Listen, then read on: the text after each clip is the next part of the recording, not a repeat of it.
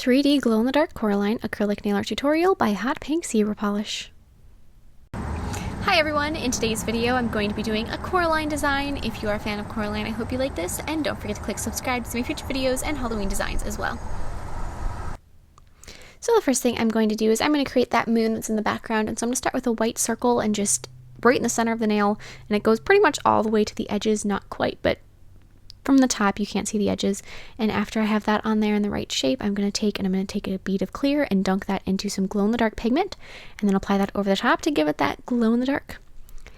And this glow-in-the-dark powder I have, because there's only clear with it, there's nothing blocking it, and so it's super glowy when you're done, and it even glows through Coraline, which I wasn't expecting, but it looks pretty awesome in the end.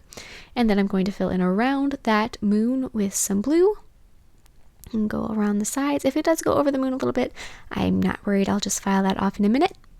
So then, as I said, I'm going to now take an e-file just so that I can speed this process up, because it takes forever to file. If you're trying to file something like this and reveal it, the filing is brutal. So I'm just going to take an e-file and zip off all that extra acrylic, and then I'm going to add an overlay of clear over the nail just to smooth out that area. I'm not going to really add much thickness because the nail was a pretty good thickness at this point, but there is a little bit of unevenness with it just between the moon and the blue. So I'm going to take clear acrylic and fill out any of that unevenness and then file it again. Like I said, filing. So once again, I'm using the e-file just because, speed this up. There's no problem using hand filed. I would really prefer it. There are just times when it's like, okay, I have an hour to finish what I have to do here. And not that this took me an hour, but you know, I have this much time. I'm just gonna speed up the process a bit. And so then after I have that done, I'm going to take some black paint and I'm going to be painting a creepy tree up the side. This is based off of a poster that I saw on the internet for Coraline, and so I'm just pretty much following that to a T. So I'm just painting this creepy tree that's got this arm coming up, and it looks like it's going to grab her head. So yeah, so just add the little creepy branches with the finger like curling down on her. And then I'm going to apply a layer of gel sealer and throw that into my lamp to cure. So now with white acrylic, I'm going to add just her basic shape. So I'm going to add her head, and then I'm also going to add her neck. I'm not going to add her jacket at this moment because I'll just do that with blue in a second, but just her head and neck with white. If you didn't put the white underneath, when you started adding the skin tone, the cover pink over the top, if you skipped the white step between the blue and the white, you would be able to see those colors through it, and it would make her look kind of bruised, which is not the goal. And so after I've got the cover pink on there, just a layer, I'm going to take my brush and just sort of press out in the areas of her eye sockets just to make them dent in a little bit, and then add some cover pink over her neck. And then I'm going to add a little more cover pink on her nose just to give that its shape.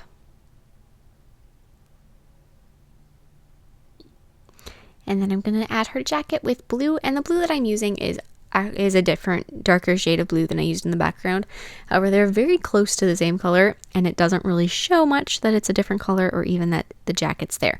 So I'm going to fix that up later and paint it, but for this particular moment, I'm just going to let that be, even though it's not quite the right color. So then I'm going to add her hair with black.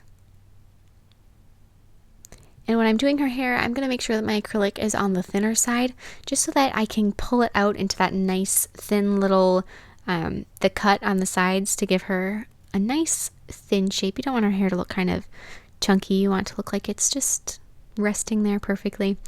And so I'm just going to add that around, and I'm doing this in several small beads instead of trying to accomplish it in one for each side. Generally speaking, that's how I like to do things. I like to do things in steps and progressively, not try to do it all at once. And then I'm going to add her ear first with white, and then add a little cover pink over the top of it. And I know that I'm kind of being contradictory when I say that I use the e-file to speed up the process so it doesn't take forever, and then I say like I do things slow and steady. I find that if you do things faster in certain parts where you can, like the filing, if you speed that part up, then you have more time to add the finer details. And so then I added another section of hair over her ear, and I forgot to videotape this part because I don't know what happened there, but I did all of the outlines on her face with diluted black paint, just sort of sketched them in, and then with brown I'm going to add some shading on her face. So I'm going to add her eyelids, a little bit around her nose, and then around the perimeter of her face. Then I'm going to fill in her eyes with white. And I'm also going to add the brown for the color in her eyes. And that one got a little bit too big, so I'm just going to add a little more white. Fix that up. Redo the outlines. Add her pupils. And then add the little bits of freckles on her cheeks. And then with blue, a darker shade of blue and some black, I'm going to mix that together a little bit and do the shadowing on her coat, and then a couple little highlights with white. And on her hair, I'm going to start out with white and just add some highlights, just like so. And the white's a little bit diluted, so it's not super intense. And if I ever think it's too much, I like to tap it off with my finger. And then I'm going to put matte top coat over the 3D art. And that's it. Thank you so much for watching. I hope you like this design.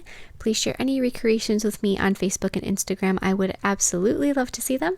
And I will see you in my next video. Bye!